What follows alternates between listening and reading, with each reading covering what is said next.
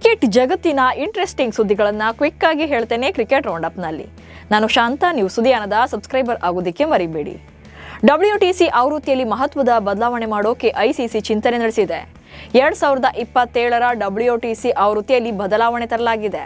ಇದರಲ್ಲಿ ಬಲಿಷ್ಠ ಹಾಗೆ ದುರ್ಬಲ ತಂಡಗಳನ್ನು ವಿಂಗಡಿಸಲಾಗುತ್ತೆ. ಟೆಸ್ಟ್ನ ಕ್ರಿಕೆಟ್ನಲ್ಲಿ ಬಲಾಢ್ಯ ತಂಡಗಳು ಒಂದು ಕಡೆ ಕಣಕ್ಕಿಳಿದ್ರೆ ದುರ್ಬಲ ತಂಡಗಳ ನಡುವೆ 4 ದಿನಗಳ ಟೆಸ್ಟ್ ಪಂದ್ಯಗಳನ್ನು ಆಯೋಜನೆ ಮಾಡಲಾಗುತ್ತೆ.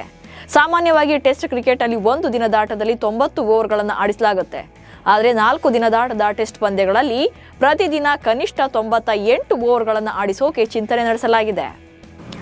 ಭಾರತ ಮತ್ತು ಇಂಗ್ಲೆಂಡ್ ನಡುವಿನ ಟೆಸ್ಟ್ ಸರಣಿಗೆ ಕೌಂಟ್ಡೌನ್ ಶುರುವಾಗಿದೆ. ಹೆಡಿಂಗ್ಲೆಯಲ್ಲಿ ನಡೆಯಲಿರುವಂತಹ ಈ ಸರಣಿಯ ಮೊದಲ ಪಂದ್ಯಕ್ಕಾಗಿ ಪಿಚ್ ರೆಡಿಯಾಗಿದೆ. ಹೆಡಿಂಗ್ಲೆ ಪಿಚ್ನ ಫೋಟೋಗಳು ವೈರಲ್ ಆಗ್ತಾ ಇವೆ. ಪಿಚ್ನ ಮೇಲ್ಮೈಯಲ್ಲಿ ಹಸಿರು ಹುಲ್ಲುಗಳು ಕಾಣಿಸಿಕೊಂಡಿದೆ.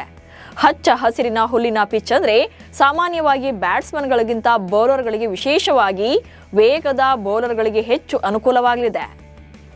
ಇಂಗ್ಲೆಂಡ್ ಟೆಸ್ಟ್ ಆರಂಭಕ್ಕೂ ಮೊದಲೇ ಕನ್ನಡಿಗ ಕರುಣ್ ನಾಯರ್ ನಿರಾಶರಾಗಿದ್ದಾರೆ. ಬರೋಬ್ಬರಿ 8 ವರ್ಷಗಳ ದೀರ್ಘ ಕಾಯುವಿಕೆಯ ನಂತರ Karun Nair team India test ಸ್ಕ್ವಾಡ್ಗೆ ಸೆಲೆಕ್ಟ್ ಆಗಿದ್ರು. ಇದೀಗ ಕರುಣ್ ನಾಯರ್ ಇಂಜುರಿಗೊಳಗಾಗಿದ್ದಾರೆ. ಬುಧವಾರ ನೆಟ್ಸ್ನಲ್ಲಿ ಬ್ಯಾಟಿಂಗ್ ಮಾಡುವಾಗ ನಾಯರ್ ಅವರ ಹೊಟ್ಟೆಗೆ ಚೆಂಡು ತಗುಲಿದೆ. ಪಕ್ಕೆಲುಬಿಗೆ ಪೆಟ್ಟು ಬಿದ್ದಿದೆ. ಭಾರತ ವಿರುದ್ಧದ ಮೊದಲ ಟೆಸ್ಟ್ ಪಂದ್ಯಕ್ಕಾಗಿ ಇಂಗ್ಲೆಂಡ್ ತನ್ನ ಪ್ಲೇಯಿಂಗ್ 11 ಪ್ರಕಟ ಮಾಡಿದೆ. ಓಲಿ ಪಾಪ್, ಕ್ರಿಸ್ ವೋಕ್ಸ್ ಮತ್ತು ಬ್ರೈಡನ್ ಕಾರ್ಲೆ ಪ್ಲೇಯಿಂಗ್ 11ನಲ್ಲಿದ್ದಾರೆ. ವೇಗದ ಬೌಲರ್ ಬ್ರೈಡನ್ ಕಾರ್ಸ್ ತಮ್ಮ ನೆಲದಲ್ಲಿ ತಮ್ಮ ಮೊದಲ ಟೆಸ್ಟ್ ಪಂದ್ಯವನ್ನು ಆಡಲಿದ್ದಾರೆ. ನಾಯಕನಾಗಿ ಬೆನ್ ಸ್ಟೋಕ್ಸ್ ಬಲಿಷ್ಠ ತಂಡ ಕಟ್ಟಿದ್ದಾರೆ. ಇನ್ನು ಶೋಯಬ್ ಬಶೀರ್ ಅವರನ್ನ ತಂಡದ ಏಕೈಕ ಸ್ಪಿನ್ನರ್ ಆಗಿ ಆಯ್ಕೆ ಮಾಡಲಾಗಿದೆ. ಟೀಮ್ ಇಂಡಿಯಾದ ಯುವ ಎಡಗೈ ಬ್ಯಾಟ್ಸ್ಮನ್ ತಿಲಕ್ ವರ್ಮಾ ಇದೇ ಮೊದಲ ಬಾರಿಗೆ ಕೌಂಟಿ ಕ್ರಿಕೆಟ್ನಲ್ಲಿ ಕಣಕ್ಕಿಳಿಯೋಕೆ ರೆಡಿಯಾಗಿದ್ದಾರೆ. ಅದರಂತೆ ಈ ಬಾರಿಯ ಸೀಸನ್ನಲ್ಲಿ ಹ್ಯಾಂಪ್ಶೈರ್ ತಂಡದ ಪರ ಕಣಕ್ಕಿಳಿಯಲು ಒಪ್ಪಂದ ಮಾಡಿಕೊಂಡಿದ್ದಾರೆ.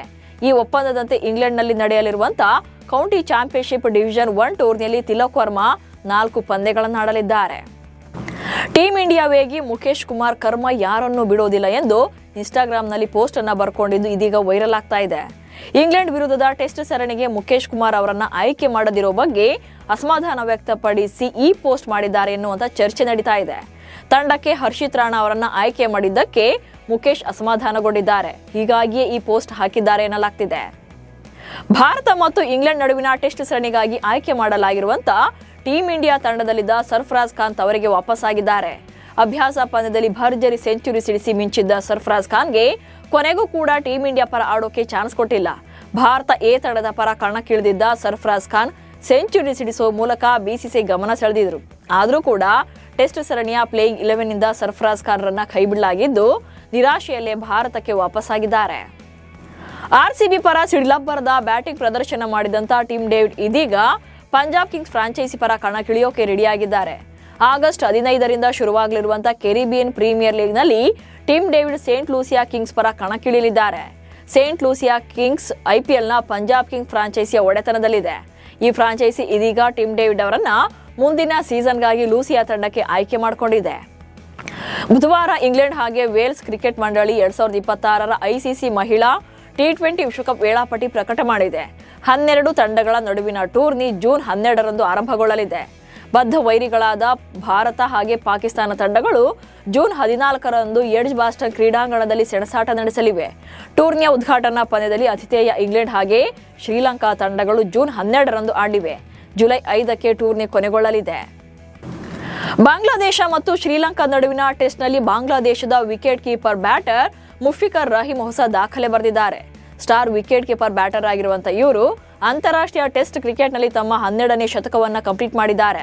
ಇದರೊಂದಿಗೆ ಆಸ್ಟ್ರೇಲಿಯಾದ ಲೆಜೆಂಡ್ ಕ್ರಿಕೆಟರ್ ಆಡಮ್ ಗಿಲ್ಕ್ರಿಸ್ಟ್ ಅವರ ಹೆಸರಿನಲ್ಲಿದ್ದ ವಿಶೇಷ ದಾಖಲೆಯನ್ನ ಬ್ರೇಕ್ ಮಾಡಿದ್ದಾರೆ. ಇವರು 350 ಎಸೆತಗಳಲ್ಲಿ 163 ರನ್ ಗಳಿಸಿ ಈ ದಾಖಲೆ ಬರೆದಿದ್ದಾರೆ. ಇವಿಷ್ಟು ಇವತ್ತಿನ ಕ್ರಿಕೆಟ್ ರೌಂಡ್ ಅಪ್ ಸುದ್ದಿಗಳು. ನಮಸ್ಕಾರ.